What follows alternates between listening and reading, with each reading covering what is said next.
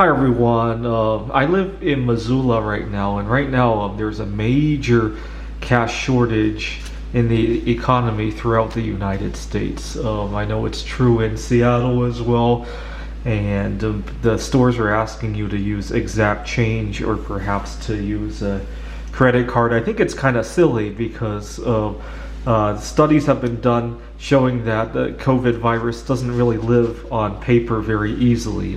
Within minutes, it will be dried out and die. But I think the Federal Reserve has a vested interest in scaring us from using paper money, because right now, as I speak, the interest rates are roughly zero. But they cannot reduce it even more to negative territory because people will just hold this stuff, right? They can go a little bit negative because it costs money to store this and maybe to buy insurance, right? If you have a lot of this stuff, you might need to add a rider to your homeowners or your renter's insurance. So it does have a slightly negative interest rate. That's why banks can get away with a slightly negative rate. Usually they don't call it a negative interest rate. They call it an account maintenance fee. When they really want to offer you a negative interest rate, right? Or they need you to keep a certain balance in there, or they'll charge you a fee. Really, it's a negative interest rate, right? It's just a different name for it, right?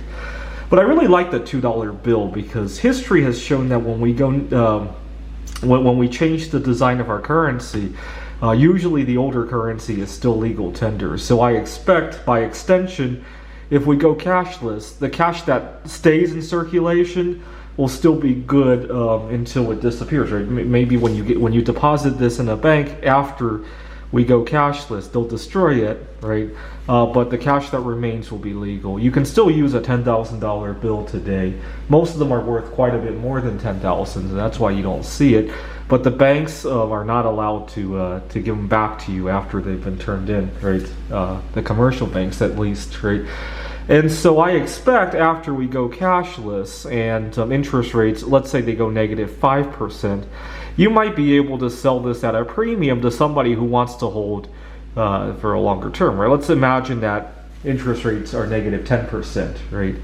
So if you had $1 in the bank, in 5 years you would have, what, 70 cents maybe? It's not 50 cents because there's a little bit of compounding, right?